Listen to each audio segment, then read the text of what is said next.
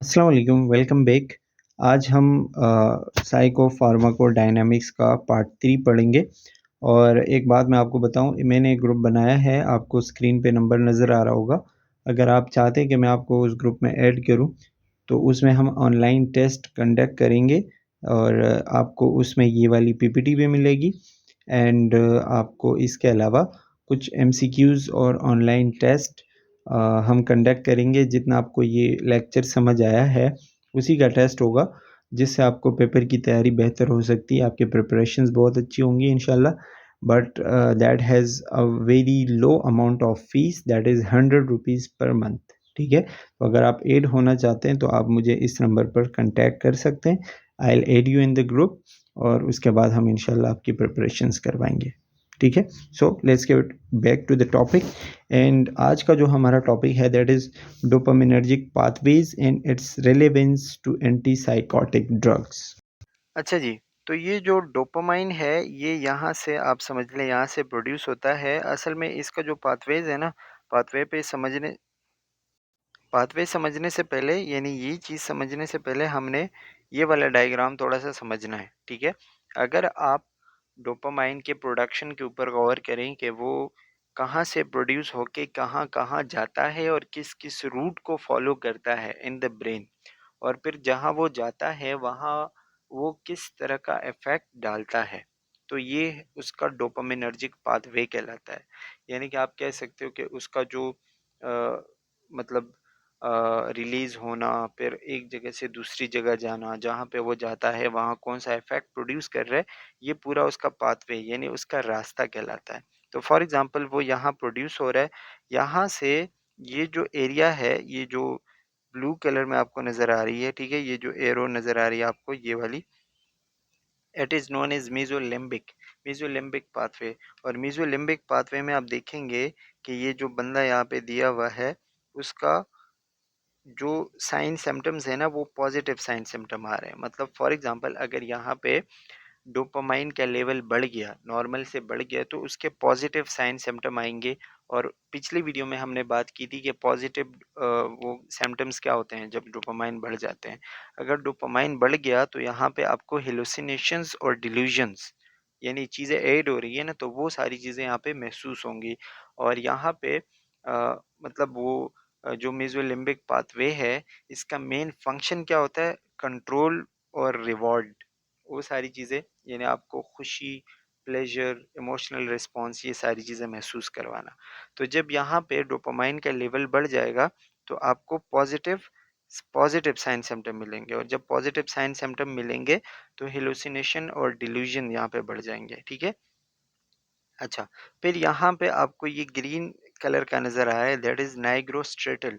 नाइग्रोस्ट्रेटल pathway जो है ये हमारे बॉडी के मूवमेंट्स को, आप यहाँ पे देख रहे होंगे ना, ऊपर जो बॉय दिया हुआ है ये भी मतलब काइंड ऑफ डांस कर रहा है, मतलब बॉडी के मूवमेंट्स ये कंट्रोल कर रहा है। ठीक है, तो जब बॉडी के मूवमेंट कंट्रोल कर रहा है, फॉर एग्जांपल यहाँ पे क्या हो गया कि नाइग्रोस्ट्रेटल में जो डोपामाइन है, हम डीपी लिखेंगे, डीपी का लेवल जो है वो कम हो गया।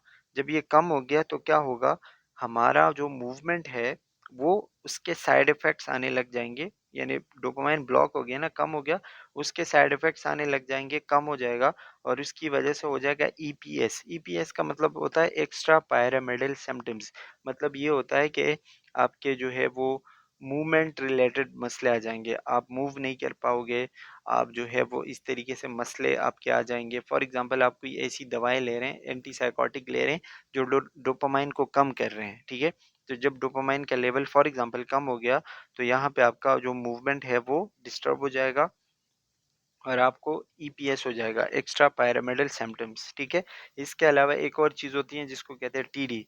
खैर वो हम आगे पढ़ेंगे, अभी मैं आपको ज़्यादा वो नहीं कर रहा, कंफ्यूज नहीं कर रहा। ठीक है, सो आप यही समझे, सिंपल अल्फाज में आप फिलहाल यही समझे कि जब यहाँ पे जो सब नाइग्रोस्ट्रेटल जो एरिया है यहाँ पे अगर डोपामाइन कम हो जाए तो मूवमेंट्स में मसले आ जाएंगे। ठीक है, जिसकी वजह से झटके वगैरह लगते हैं। ठीक है, और एक और चीज़ होती है यानी फेस के जो मूवमेंट्स है ना वो अनकंट्रोलेबल हो जाते हैं, इमोशनलेस, फेशियल एक्सप्रेशन डिस्टर्ब, और फेस के मसल्स अनकंट्रोलेबल मूवमेंट करते हैं जिसको कहते हैं टीडी। यानी टारडाइव डिस्काइनेजिया कहते हैं। आगे पढ़ेंगे, ठीक है। अच्छा, इसके बाद आप देखेंगे ये वाला, that is a pink colour. I think girls can comment me कि ये कौन सा कलर है। ओके, सो नाइग्रोस्ट्रेटल हमने पढ़ लिया। इसके बाद है tuber, tuber and infundibular. Tuber and fundibular जो है, यहाँ पे आप देखेंगे ना तो लिखा है पिट्यूटरी ग्लैंड। ये जो ये वाला एरिया है, ये हमारे पिट्यूटरी ग्लैंड पर, या आप कह सकते हो कि हार्मोनल सिस्टम जो है उसके ऊपर एक्शन करता है। और यहाँ पे अगर हमारा वो बंद हो गया, यानी डोपामाइन का लेवल कम हो गया, डाउन, ठीक है, तो इसकी वजह से क्या होगा, हमारे अब हार्मोन्स के ऊपर कंट्रोल नहीं रहेगा, ठीक है। जब कंट्रोल नहीं रहेगा तो स्पेशली हार्मोन्स, उसमें एक हार्मोन होता है जिसको कहते हैं प्रोलैक्टिन। प्रोलैक्टिन आपको पता है क्या काम करता है, मिल्क प्रोडक्शन करवाता है फीमेल में, ठीक है।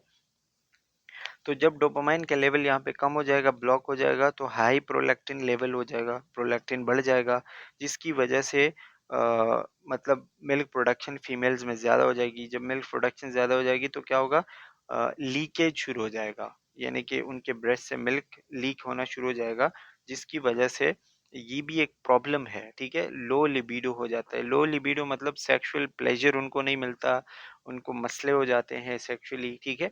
और इसी वजह से वो इनफर्टिलिटी की तरफ जा सकती है, जो कि एक बहुत बड़ा मसला है, ठीक है। सो ये जो ट्यूबरो इनफंडिबुलर पाथवे है, यहाँ पे हाइपर प्रोलैक्टिनीमिया हो सकता है। जब हाइपर प्रोलैक्टिनीमिया होगा तो लीकेज हो जाएगा, लिबिडो, सेक्सुअल प्लेजर कम हो जाएगा, जिसकी वजह से इनफर्टिलिटी हो सकती है, ठीक है। एंड इसके अलावा है मीजोकॉर्टिकल। मीजोकॉर्टिकल पाथवे जो है, यहाँ पे नेगेटिव सिम्टम आएंगे, आप देख सकते हैं एरो भी इसके साथ लगा हुआ है, टूवर्ड्स बिलो, ठीक है। अच्छा, यहाँ पे जो है नेगेटिव साइन सिम्टम होंगे, ये वाला जो एरिया होगा, ठीक है। इससे क्या होता है, हमारा मोटिवेशंस, प्लानिंग, इमोशंस, ये सारी चीज़ें कंट्रोल होती हैं। यहाँ पे भी अगर डोपामाइन कम होगा तो यहाँ पे हम मोटिवेट नहीं होंगे, लोगों के साथ मिलेंगे जुलेंगे नहीं, ठीक है। हमारे इमोशंस फ्लेट हो जाएंगे और सारी चीज़ें डिस्टर्ब हो जाएंगी, थिंकिंग और ये सारी चीज़ें यानी अलग थलग रहेंगे, as you can see that, ठीक है। तो ये जो सारी चीज़ें हैं, it is all dopaminergic pathways, जिसमें पहले मेसोलिम्बिक, फिर नाइग्रोस्ट्रेटल, फिर ट्यूबर इनफंडिबुलर और फिर मेसोकॉर्टिकल। और इसके अलग अलग तरीके और अलग अलग फंक्शंस एंड अलग अलग डिसऑर्डर्स हैं, ठीक है। यहाँ पे भी आपको वो सारी चीज़ें वो बताया हुआ है, जैसे मैंने आपको बताया ईपीएस एंड टीडी। ईपीएस क्या था, एक्स्ट्रा पायरामिडल सिम्टम्स, ठीक है। और टीडी क्या था, टार्डाइव डिस्काइनेजिया, जो कि डिफरेंट मूवमेंट के मसले, मूवमेंट के, ठीक है। इसमें क्या होगा, आपके पॉजिटिव सिम्टम, मेसोलिम्बिक में पॉजिटिव सिम्टम यानी हेलुसिनेशन और डिल्यूजन्स वगैरह आएंगे, ठीक है। नाइग्रोस्ट्रेटल पाथवे में क्या होगा, EPS and TD, movement related problems. Tubero infundibular में हाइपरप्रोलैक्टिनीमिया यानी मिल्क प्रोडक्शन का ज़्यादा होना। और मेसोकॉर्टिकल पाथवे में नेगेटिव सिम्टम्स, वही बात, आपके इमोशन डिस्टर्ब होना, सोशल विड्रॉल, लोगों के साथ मिलना जुलना छोड़ना, ये सारी चीज़ें होंगी इन mesocortical pathway. I hope you got it and let's move forward. अच्छा, यहाँ पे आपको वही मेसोलिम्बिक पाथवे बताया हुआ है कि क्या है ये, एनाटॉमी बताई हुई कि ये वीटी है, वेंट्रल लिगामेंट एरिया, यहाँ से जो है वो लिगामेंटल एरिया, यहाँ से ये जाता है और इसी की तरफ जाता है एनएस, एनए की तरफ, ठीक है, न्यूक्लियस एक्कम्बेंस की तरफ। यहाँ पे यानी कि ये डोपामाइन प्रोड्यूस होता है। फिर इसकी फिजियोलॉजी क्या है, जो मैंने आपको बता दिया, motivations, emotions, positive sign symptom लेके आना। तो जब यहाँ पे वो बढ़ जाएगा डोपामाइन, तो हिलुसिनेशन वगैरह हो जाएंगी। अब यहाँ पे जब हम इम्प्लीकेशन करेंगे यानी कि दवाई देंगे तो क्या होगा, D2 एंटागोनिस्ट, ये वो जाके दवाइयाँ जो डोपामाइन के लिए हम लेते हैं, इन जो एंटीसाइकोटिक्स है, वो जाते हैं D2 पे एक्शन करते हैं, D2 को ब्लॉक करते हैं और इसी तरीके से पॉजिटिव सिम्टम्स को कम करते हैं, ठीक है। तो इसी तरीके से ये काम करती है। इसी तरह आप देखेंगे मेसोकॉर्टिकल में, तो ये जो है वो कहाँ से आता है, VTA से आता है, वही बात वेंट्रल लिगामेंटल एरिया से, और आता है कॉर्टेक्स में, ठीक है। कॉर्टेक्स में जब आता है तो वहाँ पे इसका काम है हमारे इमोशंस और थिंकिंग और वो सारी चीज़ें करना। तो जब हम یہ والے اینٹی سائیکوٹک ڈرگز لیتے ہیں تو یہ ہمارے میزوکارٹیکل کو اس مسئلے کو کوگنیٹک پرابلمس کو جو ہے وہ ٹھیک کرتا ہے، نیگیٹو سائن سمٹم کو ٹھیک کرنے میں ہیلپ کرتا ہے. ٹھیک ہے، پیچھے جا رہا ہوں میں. اچھا، اسی طرح نائگروسٹریٹل پاتھ وے جو میں نے آپ کو بتا دیا کہ موومنٹ کے ساتھ اس کا لینا دینا ہے، تو نائگروسٹریٹل سے جو ہے وہ بیسل گینگلیا کی طرف آتا ہے. اسٹیمولیشن آف پرپسفل موومنٹ، یعنی یہاں سے ہم موومنٹ کرواتے ہیں. تو جب وہ موومنٹ ڈسٹرب ہو جائے گی، لوگوں کو مسئلہ ہو جائے گا، تو D2 انٹاگونسٹ پہ یہ جاتے ہیں اور ایکسٹرا پیرامیڈل کو وہ کم کرتے ہیں. سیڈو پارکنسنزم بھی کہتے ہیں اس کو. ٹھیک ہے، تو اسی طریقے سے بہتری آ جاتی ہے. اچھا، ٹیوبر اینڈ فنڈیبولر پاتھ وے جو میں نے آپ کو بتا دیا کہ یہ جو ہے کیا کرتے ہیں، ہائپوتیلمس پہ جا کے ایکشن کرتے ہیں. ہارمونز کے اوپر کوئی کنٹرول رکھنے والا ہوتا نہیں، تو وہ جو ڈوپامائن ہے اس کی وجہ سے ہمارا پرولیکٹن اسپیشلی فیمیل کے اندر جو ہے وہ بڑھ جائے گا. جب وہ بڑھ جائے گا تو کیا ہوگا، ہائی ملک لیکیج اور انفرٹیلیٹی اور وہ ساری چیزیں. ٹھیک ہے، اوکے. اچھا، پھر یہاں پہ آپ کو ڈوپامائن تھیوری آف شیزوفرینیا بتایا گیا ہے. ڈوپامائن تھیوری آف شیزوفرینیا کا مطلب یہ ہے کہ جتنا ڈوپامائن زیادہ ہوگا اس کی وجہ سے شیزوفرینیا کیسے ہو سکتا ہے. ٹھیک ہے، یہ ایک تھیوری آپ کو بتائی جا رہی ہے. تو اس کا ایویڈنس یہ ہے، انکریز ایکٹیویٹی آف ڈوپامینرجک سسٹم، یعنی کہ جو ڈوپامینرجک سسٹم ہے، ڈوپامینرجک سسٹم کا مطلب کیا ہے، وہ سسٹم جو ڈوپامائن پروڈیوس کر رہا ہے. تو جب اس کی ایکٹیویٹی بڑھ جائے گی، انکریز ہو جائے گی، تو اس کی وجہ سے ہمارے جو D2 اور باقی جو ریسیپٹر ہے، اسپیشلی D2 ریسیپٹر، ٹھیک ہے، وہ جو ہے اپنا کام بڑھائیں گے، ان کی ایکٹیویٹی بڑھ جائے گی. جب ان کی ایکٹیویٹی بڑھ جائے گی تو ڈوپامینرجک سٹیمولیشن، ڈوپامین کے کام وغیرہ سارے بڑھ جائیں گے. ٹھیک ہے، اب ڈوپامین جب بڑھے گا تو اس کی وجہ سے ظاہری بات ہے شیزوفرینیا ہوگا. تو پھر ہم کیا کریں گے، اینٹی سائیکوٹک ڈرگز لیں گے جو ڈوپامائن کے سائنیپٹک ایکٹیویٹی کو بند کریں گے، کم کریں گے. سائنیپٹک یعنی کہ ایک نیورون سے دوسرے میں جانے کا جو پروسیس ہوگا نا، اس کو بلاک کریں گے تاکہ وہ زیادہ نہ ہو. اس کے علاوہ drug that increase DA dopamine activity in the limbic system cause psychosis. ہر وہ ڈرگ جو آپ لیتے ہو اور اس کی وجہ سے آپ کے ڈوپامائن ایکٹیویٹی بڑھ جاتی ہے، تو اس کی وجہ سے سائیکوسس پرابلم ہو سکتا ہے. ٹھیک ہے، یعنی سائیڈ افیکٹ. اچھا، اس کے علاوہ drug that reduce dopamine activity in the limbic system, ٹھیک ہے، تو اس کی وجہ سے سائیکوسس کم ہو جاتا ہے، یعنی ایک دوسرے کے الٹا ہے سمپلی. اچھا، یہ آپ مجھے اس کوشچن کا جواب دیں گے ان دا comments. What do all anti psychotic drug جتنے بھی ہے، جتنے ہم پڑھیں گے نا، اس میں کامن کیا چیز ہے، یا آپ کہہ سکتے ہو ڈرگس تو خیر بعد میں پڑھیں گے، لیکن جتنا میکینزم آف ایکشن تو ہم نے پڑھ لیا تقریباً، اس میں کامن کیا ہے. You have to answer me in the comments. اچھا، فارماکولوجیکلی دی ڈوپامائن ریسیپٹر انٹاگونسٹ جو آپ دیکھتے ہو، ٹھیک ہے، تو اس میں D2 ریسیپٹر ہوتے ہیں، میں بی 5HT ریسیپٹر جو ہے وہ سیروٹونین ریسیپٹر ہوتے ہیں، جہاں پہ ڈوپامائن جا کے اٹیچ ہوتے ہیں. اوکے، تو وہ جتنے بھی آپ کے مطلب وہ ہے نا، وہ وہاں پہ ڈرگز ہے، وہ ان دونوں ریسیپٹر پہ آ کے اٹیچ ہو سکتے ہیں. اچھا جی، یہاں پہ آپ کو یہ جو پکچر دکھائی گئی ہے، اس میں D1 D2 D3 D4 اور D5 ریسیپٹر کا بتایا گیا ہے. یہ آپ کو پہلے میں نے بتایا ہے کہ یہ کیا ہے. اگر آپ نے وہ والی ویڈیو نہیں دیکھی تو دیکھ لیں، first part of this lecture. ٹھیک ہے، تو اس میں ہم اگر ڈرگس کی بات کریں تو ٹیپیکل ڈرگز ہوتے ہیں اور دوسرے ہوتے ہیں ایٹیپیکل ڈرگز. ٹیپیکل ڈرگز وہ ہوتے ہیں جو آپ یعنی کہ فرسٹ جنریشن ہم اس کو کہہ سکتے ہیں. ٹھیک ہے، اور آسان الفاظ میں آپ اس کو پرانی دوائیاں کہہ سکتے ہو، جو ہم سائیکوسس یا اینٹی سائیکوٹک کے طور پر یوز کر رہے ہیں نا، پرانی دوائیاں، اس کو ہم ٹیپیکلز کہتے ہیں. اور جو ایٹیپیکلز ہے وہ ابھی نئی نئی آئی ہے. ان دونوں میں فرق کیا ہے؟ فرق اس میں یہ ہے کہ جو فرسٹ جنریشن ہے یہ D2 پہ جا کے بلاک کرتے ہیں اس کو، ٹھیک ہے، لیکن یہ بہت اسٹرانگلی، بہت زیادہ ٹائٹلی بائنڈ ہوتے ہیں، جس کی وجہ سے جو پازیٹیو سمٹم ہے یعنی کہ ہیلوسینیشن اور ڈیلیوژن ہے وہ کم ہو جاتے ہیں. ٹھیک ہے، اور جو D2 یا پہ جو سیکنڈ جنریشن کے ڈرگز ہے جس کو ہم ایٹیپیکل کہتے ہیں، یہ D2 پہ جا کے بلاک کرتے ہیں، سیروٹونین پہ بھی بلاک کرتے ہیں. ٹھیک ہے، لیکن اس کا جو اٹیچمنٹ ہے یا اس کی جو بائنڈنگ ہے نا، وہ بہت ویک ہے، یعنی وہ ایزیلی اس سے الگ بھی ہو سکتا ہے. ٹھیک ہے، تو اس لیے ان دونوں میں फ़र्क किया जाता है कि D1 या फिर फर्स्ट जनरेशन के जो ड्रग्स है या टिपिकल ड्रग्स है, वो बहुत ज़्यादा टाइटली बाइंडेड होते हैं। एटिपिकल वाले ज़्यादा टाइटली बाइंडेड नहीं होते। अब इसमें फ़ायदा नुकसान क्या है? फ़ायदा नुकसान ये होता है कि फर्स्ट जनरेशन की अगर हम बात करें कि जब वो बहुत टाइटली बाइंडेड होता है तो वो अपना काम कर चुका होता है, फिर भी वो हटता नहीं है वहाँ से। तो इसीलिए वो बॉडी में साइड इफ़ेक्ट ज़्यादा प्रोड्यूस करता है, ठीक है? और वहाँ से फिर वो हेलुसिनेशंस वगैरह और भी अक्सर बढ़ सकते हैं, ठीक है? अच्छा, अगर हम एटिपिकल्स की बात करें तो वो इजीली लूज होते हैं, बाइंडिंग इतनी स्ट्रांग नहीं होती तो वो इजीली हट जाती हैं और उनको हम आसानी के साथ यानी हटा सकते हैं। जब वो काम करते हैं हट जाते हैं, काम खा तो इसके इतने ज़्यादा साइड इफ़ेक्ट्स नहीं, इसीलिए ये ज़्यादा चलते भी है जो एटिपिकल ड्रग्स होते हैं, ठीक है? यहाँ पे आपको वही बताया हुआ है, slow of and fast of, ठीक है? यानी कि ये बहुत टाइम लेते हैं हटने में, जो फर्स्ट जनरेशन वाले हैं, ठीक है? या D1 D2 रिसेप्टर, और ये जो है ये फास्ट ऑफ है, यानी कि जल्दी हटते हैं।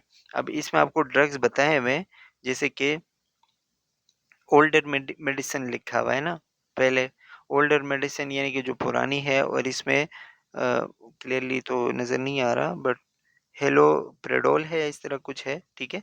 और दूसरा है न्यू, जिसमें एंटी साइकोटिक है, और ये क्विटिफिन है, I don't see it clearly, तो आप देख लीजिएगा। खैर, तो इसमें यही फ़र्क है, ठीक है? इस डायग्राम में भी आपको वही बात बताई गई है। अच्छा, ये भी आप देख लें तो यहाँ पे आपको क्या लिखा हुआ है कि ये टाइट है और ये लूज़ है, तो ये ईज़िली डिसोसिएट हो सकता है, ठीक है? अच्छा, ये भी वही बात कि atypical dissociate rapidly from D2 receptors, easily हट सकते हैं। And that is the next question, which has more EPS risk, typical और atypical neuroleptic? यानी दोनों में D2 D1 में, या फिर आप जितना वो देखते हो ड्रग्स, ठीक है, उसमें EPS बताया था ना मैंने, एक्स्ट्रा क्या था, प्राइमेडियल था, पायरामेडियल, सॉरी, पायरामेडल सिम्टम, एक्स्ट्रा पायरामेडल सिम्टम। तो इसमें वो जो ये वाले साइन सिम्टम है मूवमेंट के या साइड इफ़ेक्ट्स है, ये किस ड्रग्स में ज़्यादा हो सकते हैं और क्यों हो सकते हैं? You have to let me know in the comment, ठीक है? अच्छा, ये आपको ड्रग्स बताए हुए हैं, जिसमें क्या है, antipsychotic drugs, neuroleptic drugs, major tranquillisers and anti schizophrenia drugs, ये सारे के सारे जो है वो ड्रग्स यूज़ होते हैं, ये क्लासेस है उसके शिज़ोफ्रेनिया को ट्रीट करने के लिए, ठीक है? यहाँ पे आपको उसके डिफरेंट क्लासिफिकेशंस बताई गई हैं एंटीसाइकोटिक के, जिसमें फेनोथाइजीन्स, थायोक्सिनथीन्स, ठीक है? ब्यूटेरोफिनोन्स और मिससेलेनियस स्ट्रक्चर्स, ये सारी चीज़ें जो है उस ड्रग्स की क्या है, क्लासिफिकेशंस है एंटीसाइकोटिक्स के, सिंपली आप कह सकते हैं। फिर इसमें वही न्यूरोलेप्टिक में टिपिकल और एटिपिकल आता है। टिपिकल जो है वो पुरानी ड्रग्स थी, एटिपिकल जो है वो न्यू ड्रग्स है, ठीक है? और इसके भी आपको क्लासेस बताई गई है, ये आपके पढ़ने की चीज़ है, मतलब ऐसा कुछ नहीं है कि मैं आपको इसमें कुछ कंसेप्ट क्लियर करवाऊँ। So you have to read that और याद करना है। अच्छा, फर्स्ट जनरेशन का मैंने आपको बता दिया है, पढ़ लीजिएगा। इसमें वही बात कि ये मोस्ट कन्वेंशनल यानी कि ज़्यादा एंटीसाइकोटिक ड्रग जो पहले से यूज़ होती हुई आ रही है, ट्रेडिशनल जिसको कहते हैं, ठीक है? और ये D2 रिसेप्टर को जाके टाइटली ब्लॉक करते हैं, डोपामाइन रिसेप्टर को, ठीक है? और ये बात कि ये टाइटली बाइंड होते हैं, और इसका मेन जो एग्ज़ाम्पल है वो है हेलोप्रेडोल, ठीक है? तो ये एग्ज़ाम्पल आपने याद रखना है, D2 रिसेप्टर टिपिकल ड्रग्स का, ठीक है? अच्छा, इसी तरह इसके ये आपको डिफरेंट क्लासेस बताई गई है। मेरे पास चार्ज ख़त्म हो रहा है, सो आई हैव टू हरी। बस इसके नाम है जो आपने याद रखने हैं, पॉइंट्स जो इंपॉर्टेंट है वो मैं आपको बताता हूँ। इसके अलावा टिपिकल या कन्वेंशनल में हाई पोटेंसी यानी कि जो ज़्यादा देर तक रहती हैं और ज़्यादा काम करती हैं, ठीक है? तो उसमें ये वाले पेप्राज़ीन, फेनोथाइज़ीन्स और ये सारी चीज़ें, ब्यूटरोफिनोन और हेलोप्रेडोल, ये आते हैं। और ये जो है ज़्यादातर एक्स्ट्रा पायरामिडल रिएक्शन जो है, EPS जो हमने कहा था ना, वो कॉज़ करवा सकती है एज़ अ साइड इफ़ेक्ट। اچھا لو پوٹینسی والے کون سے ہیں یہ آپ کو لکھا ہوا ہے، اور یہ سیڈیشن وغیرہ زیادہ کاز کرتی ہیں، یہ یاد رکھنا ہے، اور ہائپوٹینشن بلڈ پریشر، اس میں ای پی ایس کے چانسز کم ہوتے ہیں، امپورٹنٹ پوائنٹ، ٹھیک ہے۔ یہ اینٹی وہی بات ہے، anti H A M effect, یعنی کہ نیو لیپٹک ڈرگز، اس کے کون کون سے ریسیپٹر ہوتے ہیں، cholinergic receptor, ایڈرینرجک receptor, dopamine receptor, اس پہ زیادہ دھیان دینے کی ضرورت نہیں ہے بس۔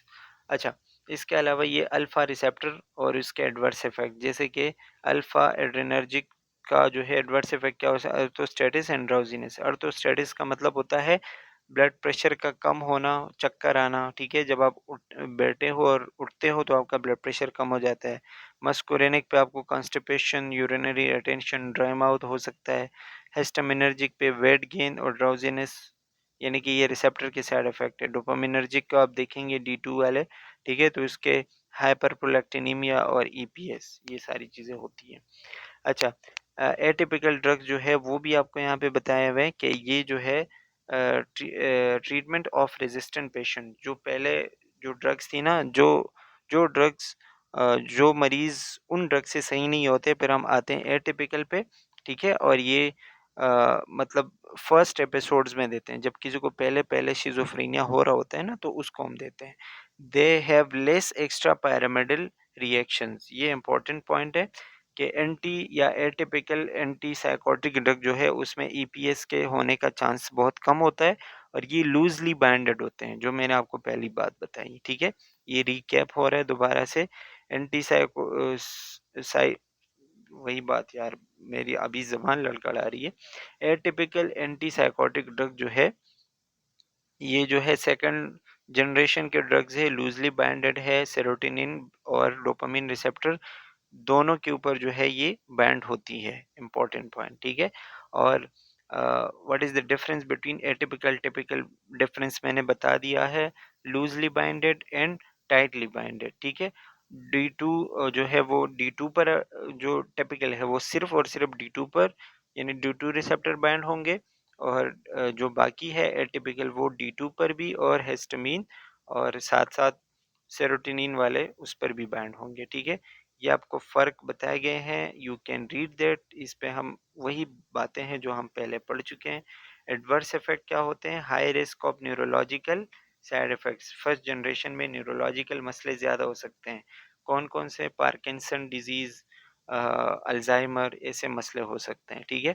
سیکنڈ جنریشن میں میٹابولک ڈس آرڈر، جیسے کہ ڈائبٹیز، ہائپر ٹینشن، ہائپوٹینشن، یہ مسئلے ہو سکتے ہیں۔ اور اس کے علاوہ یہ آپ کو اس کے تھوڑا بہت ایڈوانٹیجز بتائے گئے ہیں سیکنڈ جنریشن کے یا ایٹیپیکل ڈرگ کے۔ یہ ای پی ایس یعنی ایکسٹرا پیرامیڈل سمٹمز، موومنٹ کے مسئلے کم کرواتے ہیں، کاسٹ میں بھی قیمت ان کا کم ہے، فیور انٹیگریشن ادر میڈیکیشن کے ساتھ ان کا ریئیکشن بہت کم ہوتا ہے، ٹھیک ہے، اور یہ بڑوں میں بھی استعمال کر سکتے ہیں، چھوٹوں میں بھی استعمال کر سکتے ہیں، ٹھیک ہے۔ اینڈ پھر یہاں پہ آپ کو دوبارہ وہی ٹیپیکل نیورولیپٹک، ایٹیپیکل نیورولیپٹک، اس کے مین D2 انٹاگونسٹ، اور یہاں پہ 5-HT D2 اور ریپڈ وہ بتائے گئے ہیں، ٹھیک ہے۔ انٹاگونزم اور انٹاگونزم H1M1 یہ تو خیر الگ چیز ہے۔ So that's all about the second part of this chapter, and we'll see you in the next part. Thank you for watching.